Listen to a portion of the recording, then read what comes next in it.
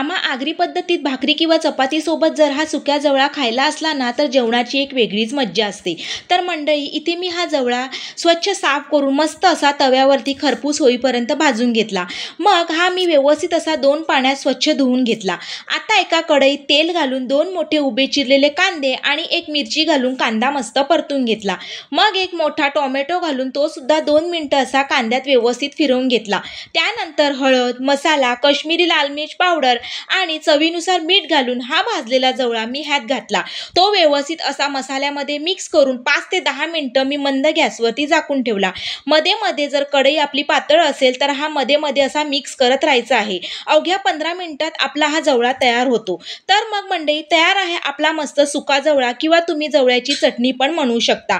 मी तांदळाची भाकरी केली नव्हती म्हणून चपाती सोबत एन्जॉय करून खाल्ला, पण हा जवळा तांदळाच्या भाकरीसोबत अप्रतिम लागतो. तुम्ही पण नक्की ट्राय करून बघा आणि आपल्या चॅनलला सबस्क्राईब करायला विसरू नका. धन्यवाद.